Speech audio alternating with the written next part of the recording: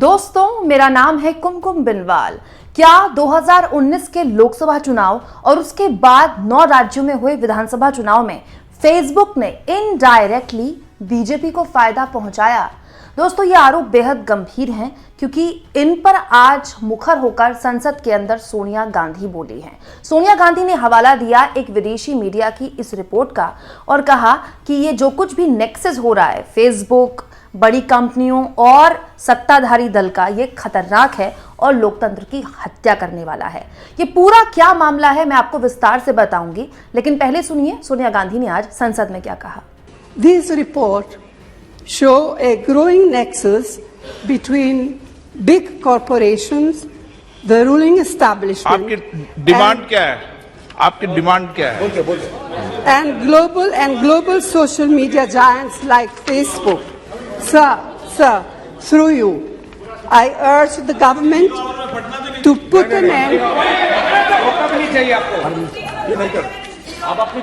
Sir, through you, I urge the government to put an end to the systematic influence and interference of Facebook and other social media giants in the electoral politics of the world's largest democracy. This is beyond partisan politics. We need to protect our democracy and social harmony regardless of who is in power. Thank you. दोस्तों, Facebook दुनिया की सबसे बड़े social media platforms में से एक है। आखिर कैसे फेसबुक पर यह आरोप लगाए जा रहे हैं कि उसने बीजेपी को फायदा पहुंचाया? अब तकनीकी मामले को बहुत आसान शब्दों में समझिए।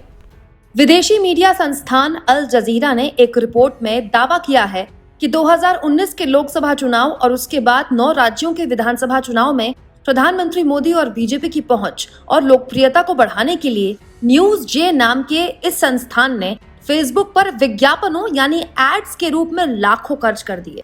फेसबुक ने इस तरह के विज्ञापनों पर जवाबदेही तय करने के लिए कार्रवाई की तो बीजेपी के विरोधी दल, खास तौर पर कांग्रेस के एड्स पर तो कार्रवाई हुई, लेकिन न्यूज जे जैसे प्लेटफॉर्म पर कोई कार्रवाई नहीं हुई जो खुलेआम एक पक्ष को ही प्रोपोगेट करता था। अल जजीरा की रिपोर्ट के मुताबिक एड स्पेस के इस तरह के गलत इस्तेमाल की वजह से बीजेपी को उनके विरोधियों पर बढ़त दिलाई गई। न्यूज जे बीजेपी के साथ किसी भी तरह के संबंध होने की बात तो नकारता है, लेकिन अल जजीरा की रिपोर्ट कहती है कि जनवरी 2018 में इसके शुरू होने के बाद से मार्च 2020 तक इसने न्यूज ऑपरेशन या विज्ञापन देने के चलते किसी तरह का राजस्व हासिल नहीं किया। बजाय इसके इसने रिलायंस ग्रुप के द्वारा विज्ञापनों में लगाई गई रकम को ही खर्च किया।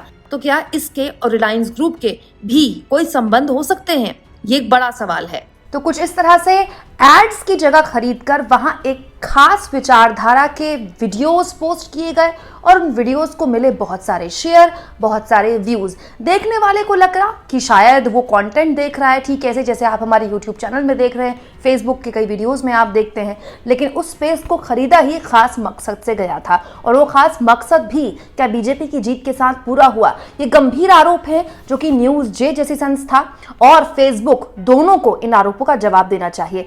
आप इस मुद्दे को किस तरह से लेते हैं? कमेंट बॉक्स पर अपनी राय जरूर दें और हमारे चैनल को सब्सक्राइब भी करें, ज्वाइन भी करें, क्योंकि ऐसे ही हमारी आजाद पत्रकारिता को बल मिलता है। शुक्रिया।